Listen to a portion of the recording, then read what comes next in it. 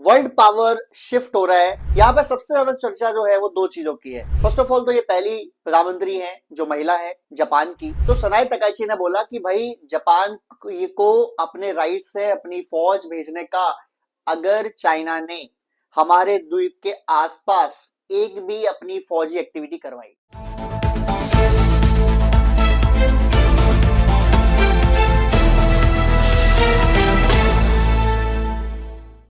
Hello friends, world power shift हो रहा है और इसके बहुत सारे जो आपको एग्जाम्पल है वो देखने को मिल रहे हैं। यहां पे सबसे ज्यादा चर्चा जो है वो दो चीजों की है। एक, डिक्लाइन ऑफ अमेरिका। दूसरा, rising of other world parts like India, like China, like Russia. अब हुआ क्या कि जापान की पहली प्राइम मिनिस्टर बनी है सनाए तकाइची और इनको लोगों ने अभी से आयरन लेडी बोलना शुरू कर दिया। अब क्या इन्होंने ऐसा किया है कि इनको आयरन लेडी बोल रहे हैं लोग।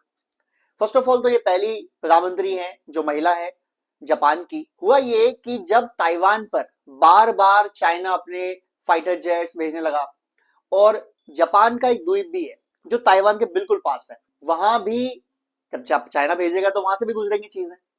तो सनाई तकाइची ने बोला कि भाई जापान को अपने राइट से अपनी फौज भेजने का अगर चाइना ने हमारे द्वीप के आसपास एक भी अपनी फौजी एक्टिविटी करवाई, चाहे वो समंदर में नेवी करे या चाहे वो एयरफोर्स करे, चाइना तो मानने वाला ही नहीं है। चाइना तो ताइवान को अपने समझता है, मानता ही अपना है। तो चाइना ने भेजना जारी रखा।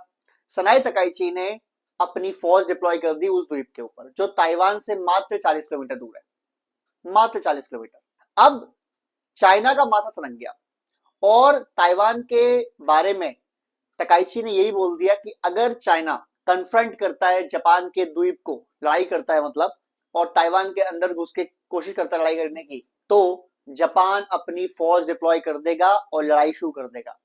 अब यहाँ प्रॉब्लम क्या आई, चाइना को दिक्कत ये हुई और दुनिया को भी दिक्कत लग रहा है कि यार जापान की तो इतनी सी फौज है, क्योंकि उनको तो फौज बढ़ाने की एक लिमिटेड दायरे में ही फौज बढ़ाने की गारंटी है, क्योंकि बाकी सेफ्टी तो उनकी अमेरिका करता है।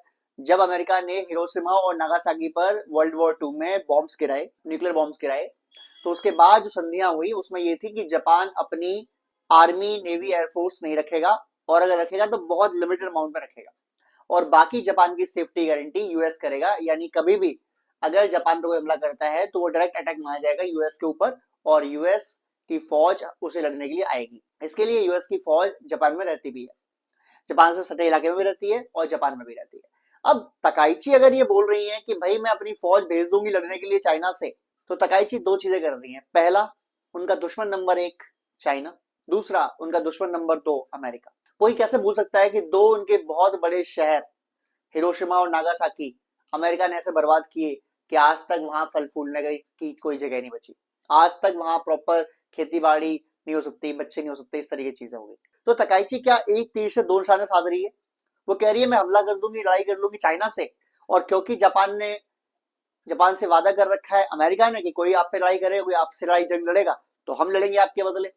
यानी चाइना और अमेरिका को आपस में ही लड़ा दो एंड देन सी की क्या होता है। अब इसके बाद क्या है, एक तो आयरन लेडी उन्हें इसलिए कहा जा रहा है कि जैसे ही उन्होंने जापान की गद्दी संभाली वो ताइवान के लिए, अपने द्वीप के लिए चाइना के खिलाफ खड़े हो गए। अब चाइना क्या करता है, चाइना हमेशा वही करता है जो ऑलवेज करते आया। अगर चाइना से आप मीठी मीठी बातें ना बोलो, आप उनके खिलाफ बोलो, और प्यार से बात करेंगे वो आपके सब कुछ करेंगे आपके लिए। आप मीठी मीठी बातें ना करके बस उनके खिलाफ बोल दो, उनकी पॉलिसी के खिलाफ बोल दो, वो आपके खिलाफ शुरू आते हैं। जैसे बिल्कुल आपने उनका बहुत कुछ बिगाड़ दिया। चाइना ने ट्रेवल एडवाइस जारी कर दी कि ऐसा है भाई, कोई अब जापान ट्रेवलिंग नहीं करेगा, स्टूडेंट्स जापान वीजा पर नहीं जाएंगे। इससे क्या होगा, जापान को हर साल चाइनीज टूरिस्ट और चाइनीज स्टूडेंट्स की वजह से 7 से 8 बिलियन डॉलर्स का मुनाफा होता है, प्रॉफिट होता है। वो रुक जाएगा, जाहिर सी बात है वो रुक जाएगा। और ये रुकने की वजह से जापान डाउन होगा, ऐसा लगा चाइना के प्रेसिडेंट शी जिनपिंग को, क्योंकि शी जिनपिंग साहब कुछ भी बोल दो कि यार ऐसा है भाई, तुम्हारी शक्ल अच्छी लग रही है, मैं तुमने वो जो वहां बात कही थी रशिया के खिलाफ वो हमें अच्छी लग रही है, आप कुछ भी बोल दो जिससे उनका डायरेक्ट या इनडायरेक्ट कोई मतलब ना हो, वो फिर आपके खिलाफ काम करना शुरू कर देंगे तुरंत। और चाइना के लोग उन्होंने ऐसे बना दिए। अब कुछ लोग इसे बोलते हैं कि चलो ठीक है, they follow the policy of the government. कुछ लोग बोलते हैं कि नहीं यार, वो तो गवर्नमेंट जो, क्योंकि न्यूज चैनल वहां जो है, न्यूज़पेपर्स वहां जो है सब गवर्नमेंट के अंडर है, तो वहां बचपन से लेके बूढ़े होने तक आप सुनते भी वही हो, देखते भी वही हो जो चाइनीज गवर्नमेंट आपको दिखाना, बताना, सुनाना चाहती है। आपके अपने कोई ईयर्स या आईज नहीं है, भले आप सब देख रहे हो पर आप कुछ देख नहीं रहे हो। क्यों? क्योंकि आप देख वो पा रहे हो जो आपको दिखाया गया। ऐसा बहुत से लोगों का मानना है कि अगर पांडव महाभारत हार जाते तो हम लोग आज की डेट में भगवान कृष्ण की जगह शकुनी की पूजा कर रहे होते हैं। क्यों? क्योंकि हमें बताया ही नहीं जाता कि कृष्ण ने क्या किया, कृष्ण कौन थे। हमें बताया जाता शकुनी बहुत महान थे, शकुनी ये किया, क्योंकि एग्जैक्टली जो काम कृष्ण कर रहे थे इस तरफ पांडवों के लिए, वही काम शकुनी कर रहे थे उस तरफ कौरवों के लिए। तो अगर कौरव जीत जाते और पांडव हार जाते तो शकुनी भी भगवान माना जाता और शकुनी हम पूजा कर रहे होते आज के दिन। बहरहाल मैं बताना ये चाहता हूं आप लोगों को कि दुनिया में जो दिखाया जाता है, जो सुनाया जाता है, जो बताया जाता है आपको बचपन से लेकर बूढ़े तक, आपको कैसे पता कि वो सही है कि नहीं है? You never know whether it is correct और नॉट। तो आप क्या करेंगे? आप वही करेंगे जो दुनिया करती है, आप मानेंगे उस बात को। तो चाइना के अंदर जैसे हमारे यहाँ क्या है कि आप न्यूज चैनल दे सकते हैं, वैरायटी ऑफ न्यूज चैनल्स है, न्यूज के ऊपर इतनी ज्यादा कंट्रोल नहीं है, वो जो चाहे मतलब इंडिपेंडेंसी है। हालांकि इस पर भी क्वेश्चन है कि कितनी इंडिपेंडेंसी है। मैं कहता हूँ अगर 70% इंडिपेंडेंट भी है तो काफी इंडिपेंडेंट है, क्योंकि चाइना में तो 7% भी नहीं है, पाकिस्तान में तो 5% भी नहीं है। दूसरी बात, यहाँ पर आप वर्ल्ड न्यूज को देख सकते हो यूट्यूब वगैरह से, यानी यूट्यूब पे तो कोई रुकावट नहीं है, फेसबुक पे कोई रुकावट नहीं है। चाइना में ऐसी कोई ऐप चलती ही नहीं जो चाइनीज नहीं है, तो यानी उनके वहां पे भी कंट्रोल है। खैर, तो चाइना ने मना कर दिया कि भाई जापान के पास कोई भी ट्रेवल नहीं करेगा, कोई स्टूडेंट वहां नहीं जाएगा, और फ्यूचर में हम जापान के साथ रिलेशन रखेंगे या नहीं रखेंगे हम देखेंगे। अब इसमें एंगल किसका आना था? अमेरिका का आना था, ऑब्वियसली बात है, क्योंकि अगर जापान लड़ाई लड़ेगा तो जापान लड़ाई थोड़ी लड़ेगा, जापान लड़ाई शुरू कर सकता है, खत्म तो अमेरिका को करवानी है। रीजन, अमेरिकी फौज है जापान के अंदर। अगर कोई चाइना कल को हमला करता है जापान के ऊपर तो अमेरिका बाउंड है उसकी हेल्प करने के लिए, उसकी लड़ाई लड़ने के लिए। लेकिन अमेरिका में इस समय प्रेसिडेंट कौन है? Donald Trump. वो ऐसा बंदा है कि आप उसे धमका दो ना, वो पलट के आपसे बहस करेगा और आप फिर तगड़े खड़े रहे तो डर जाएगा, फिर सर सर सर करना शुरू करता है। इस बंदे ने यूक्रेन को पहले पिटवा दिया अच्छे से, और अब बोल रहा है कि पुतिन ने जो 28 पॉइंट दिए या तो उन पे साइन कर या लड़ाई अकेले लड़। और उसको पता है अच्छे से कि यूक्रेन को लड़ाई अकेले देने का मतलब यही है कि रशिया खुला छोड़ देना कि जाओ मारो कूटो अच्छे से और कब्जा कर लो यूक्रेन। ठीक है, यानी जिस बंदे को, यूक्रेन को, जेलेंस्की को ये भरोसा था कि जब वो लड़ाई लड़ेंगे रशिया से और लड़ते रहेंगे, जो लड़ाई उन्होंने अमेरिका के कहने पर ही सपोर्ट शुरू की है, जो उनके ये आश्वासन था अमेरिका का, यूरोपियन यूनियन का कि आप लड़ाई लड़ो, हम आपको तैयार पैसे सब कुछ देंगे, उन्होंने लॉन्ग रेंज की कोई मिसाइल नहीं दी यूक्रेन को। रीजन, अगर आपने सेंट पीटर्सबर्ग पे या मॉस्को पर डायरेक्ट मिसाइल से हमला कर दिया और वो मिसाइल यूक्रेन की ना हो कि किसी और देश की हुई, तो पुतिन उस देश पर हमला करने में 1 मिनट नहीं लगाएंगे, और ये सबको पता है। इसलिए किसी ने भी लॉन्ग रेंज मिसाइल दी। बात हुई है टॉमहॉक मिसाइल की, बात हुई है, बहुत सी मिसाइल बात हुई है, लेकिन दी किसी ने नहीं, ना यूरोपियन यूनियन की कंट्रीज ने, ना अमेरिका ने।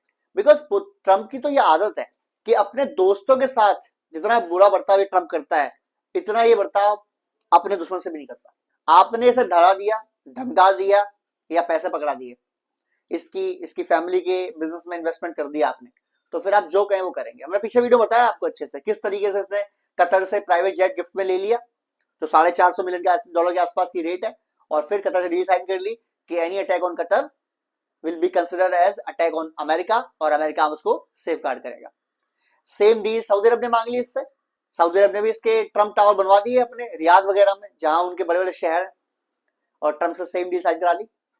हालांकि सऊदी अरब में ट्रंप यूएस की पहले से ही फौज है, पहले से ही बेसिस है, एयरफोर्स की भी काफी जमावड़े है वहां पर, लेकिन उन्होंने डी साइन करा ली, काम हो गया उनका। तो क्या चाइना को वो कोड मिल गया क्या? अब चाइना कर क्या रहा है? धमका रहा है, थप्पड़ मार के धमका रहा है इसे, या पैसे पकड़ा के धमका रहा है? कुछ तो कर रहा है, क्योंकि चाइना के प्रेसिडेंट शी जिनपिंग से और ट्रंप की बातचीत हुई फोन पर। अच्छा, फोन पर जो बातचीत हुई, हेलो हाय, वो तो चलो बात की बात है, 3-4 मेन पॉइंट है बताता हूँ। पहला तो ट्रंप ने इनवाइट कर दिया शी जिनपिंग को कि आप स्टेट विजिट पे आ जाओ अमेरिका इस साल एंड तक, और मैं अगले साल अप्रैल में आपके पास आ जाऊंगा, चाइना आ जाऊंगा। ठीक है, ये बातचीत कर ली भाई ने। अच्छा, इसने सनाए तकाइची जो जापान की प्रधानमंत्री है उनको फोन करके बोल दिया कि थोड़ा सा लो डाउन कर दो इस लड़ाई को, इस बहस को, और चाइना से डायरेक्ट कन्फ्रंटेशन, लड़ाई वड़ाई मत करो, क्योंकि इसको पता है कि लड़ने तो जाना पड़ेगा अमेरिका को, फौज को ही। मना कर दिया, यानी पहले यूक्रेन को पेल दिया, बस के आगे फेंक दिया कि जाओ कुटो बेटा, रशिया मारे मार खाओ, या तो उनकी बातों में एग्री कर दो। और एग्रीमेंट में क्या है कि जो 22% हिस्सा आपके कब्जे में है रशिया की, रशिया उसे ले लेगा, डील डन, लड़ाई खत्म।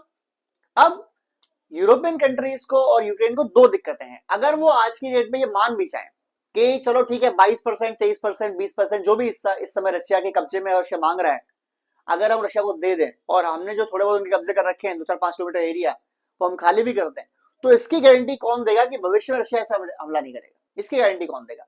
तो गारंटी तो है ही नहीं, यूएस गारंटी दे ही नहीं रहा। हुआ ये था कि 2014 में रशिया ने हमला किया था यूक्रेन पर, और उस समय जो क्रीमिया था, जो पूरा इलाका जो आज की पार्ट है रशिया का, वो यूक्रेन का पार्ट था। और वो शुरू जब से इनके अलग हुए थे यूएसएसआर से, तब से वो यूक्रेन का पार्ट था।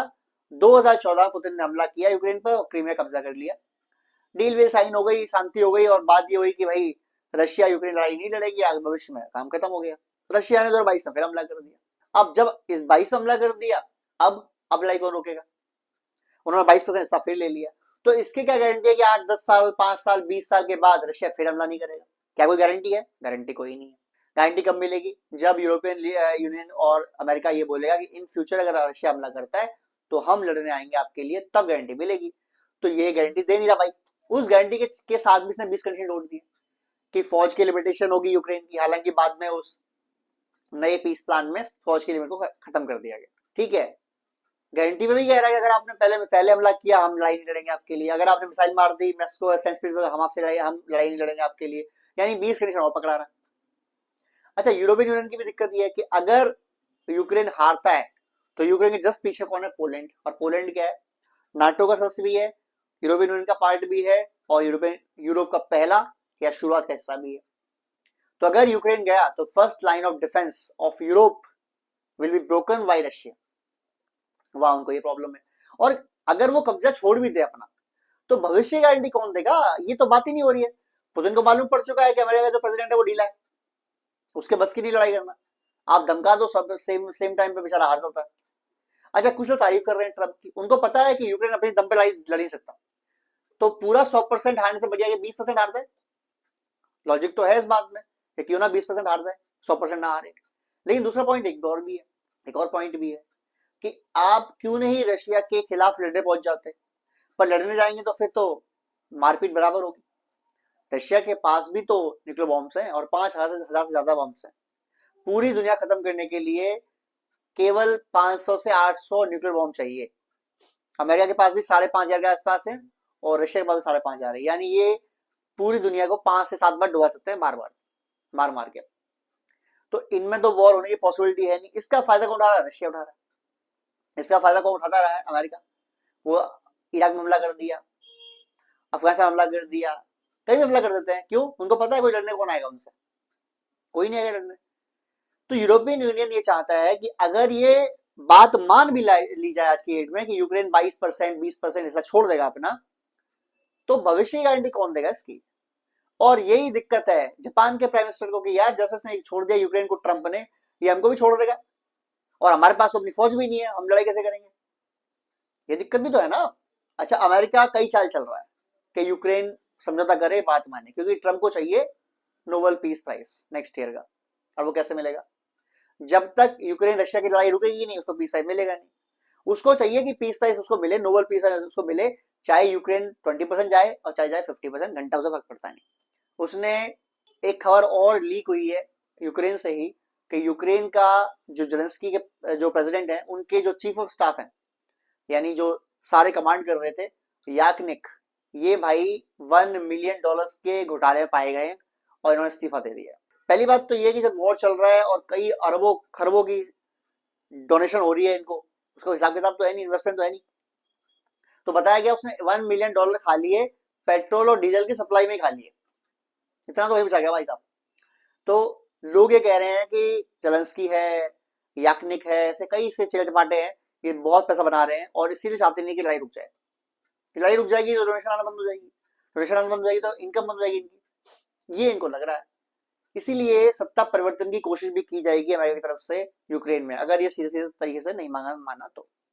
एनीवेज, नजर पूरी बनाए हुए हैं हम लोग कि जापान और चाइना में बीच में क्या होता है ताइवान के बारे में। और ताइवान के बारे में चाइना ने डोनाल्ड ट्रंप को साफ साफ बोल दिया फोन के ऊपर, शी जिनपिंग ने, कि ताइवान का चाइना में विलय होना बहुत जरूरी है हमारे फ्यूचर वर्ल्ड ऑर्डर प्लान्स के लिए, और हम ये करके रहेंगे और कोई हमें से रोक नहीं सकता।